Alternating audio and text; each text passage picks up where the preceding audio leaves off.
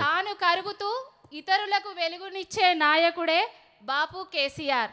తాను జచ్చుడో తెలంగాణ అచ్చుడో నినాదంతో ముందటికి పోయి సావు నోట్లో తలబెట్టి సకల జనులను సంబంధ వర్గాలను ఏకం చేసి తెలంగాణ తీసుకొచ్చిన బక్క పలుచని వ్యక్తే బాపు కేసీఆర్.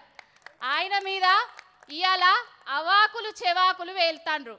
అరే అవాకులు చెవాకులు వేరే సన్నాసుల్లారా, ఉద్యమంలా మీ కాంట్రిబ్యూషన్ ఏందిరా?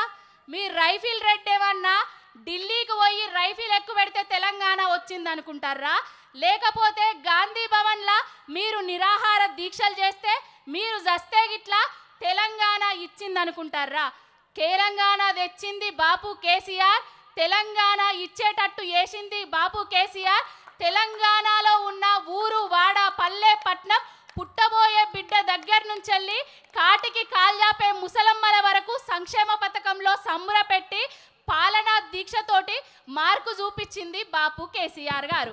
మీరు ఇవాళ వచ్చి తెలంగాణ తెచ్చిన నాయకుణ్ణి యోధుణ్ణి అవాకులు చెవాకులు వేరుతారు.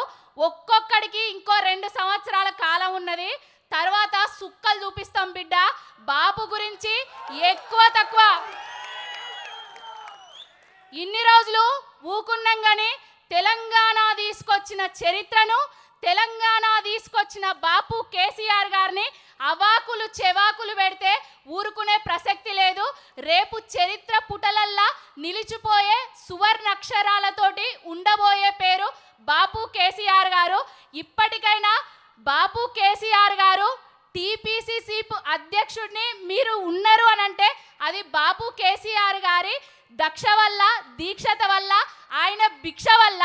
అసలు దీక్ష చేసింది ఆయనే, తెలంగాణ తీసుకొచ్చింది ఆయనే. భక్షకులలాగా 2 సంవత్సరాల నుంచి తెలంగాణను భక్షిస్తూ తెలంగాణ తీసుకొచ్చిన కేసీఆర్ గారి మీద అవాకులు చెవాకులు వెళ్తాండ్రు. అన్నా రామన్న బాపు కేసీఆర్ గారిని ఎవలేమన్నా ఊరుకునేది లేదన్నా, ఎవరికైనా రైట్ అండ్ లెఫ్ట్ ఇచ్చుడే అన్నా. బాపు కేసీఆర్ గారు తెలంగాణ తెచ్చిండు.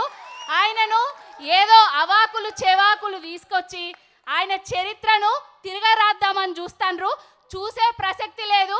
పావని గౌడ్ అనేటాయనే ఒక్కతే అనుకుంటారు. పావని గౌడ్ని ప్రతి ఒక్క 1000 మంది ఫాలో అవుతారు. పూజకు పువ్వులకు పోయినా కూడా బాపు కేసీఆర్ గారు ఉన్నప్పుడు బాగుండే, నీ చేతి మీద పచ్చబొట్టు చూసినా ఇగో పూలు ఉత్తగానే ఇస్తానా, పూజ అయ్యాక కేసీఆర్ను మళ్ళీ తీసుకొద్దామని చెప్తారు. అది బాపు కేసీఆర్ అంటే.